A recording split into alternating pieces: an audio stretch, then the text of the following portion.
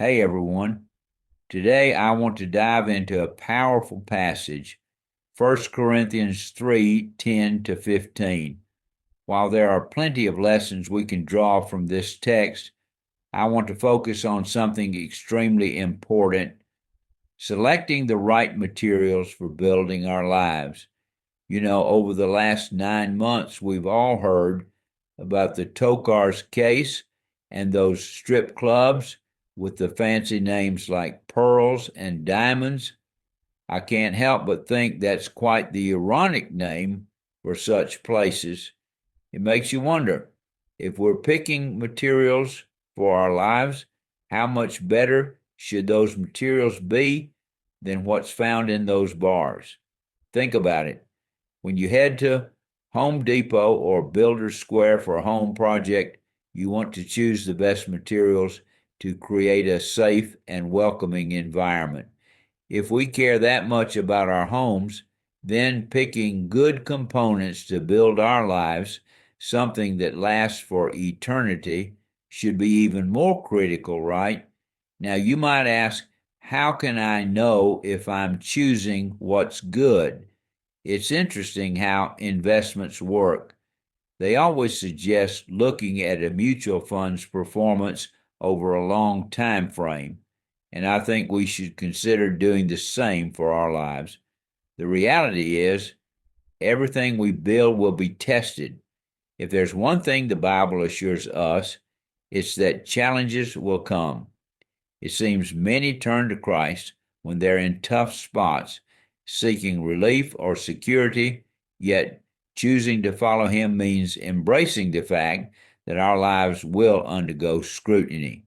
Consider a pearl for a minute.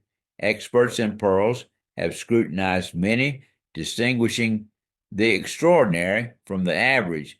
But let's not forget, a pearl doesn't just appear out of nowhere. It's born from a painful process, something I want us to dig into today. In his letter, Paul shifts from farming to construction.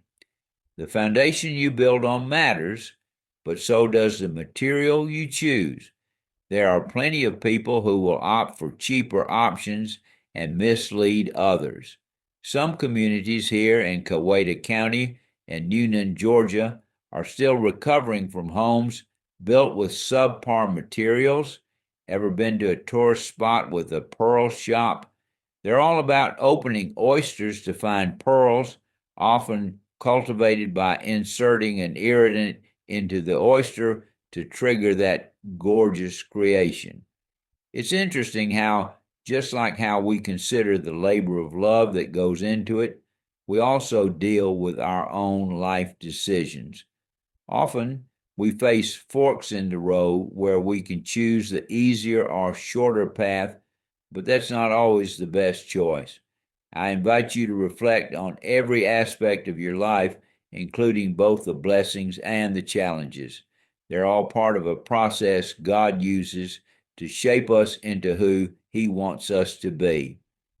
Here's what I'd love for you to keep in mind: the grain. Imagine how a tiny grain of sand becomes the core of a pearl. Sure, it's small and seemingly insignificant, but when it ends up in an oyster, it triggers something beautiful. It's just like life. We can choose how we react to those pesky grains of sand that get lodged in our lives. The pain. Life comes with its share of pain. Many people, Christian or not, go through intense struggles. Some drown their pain in distractions, while others, like us, are urged to find deeper value in our experiences. Ideally, our response would cultivate lasting beauty and character like the pearl's mysterious allure. The gain. So, what's the takeaway from enduring such difficulties? A young man once poured himself into his peach orchard, but a late frost wiped out his blossoms. Frustrated, he stopped attending church, questioning God's care, but the pastor assured him God cares more about us than our fruit crops. Growth often requires tough lessons. Life can be beautiful and rich with meaning if we let it, Sometimes it takes discomfort or hardship to reveal our true potential, and that's where our value lies.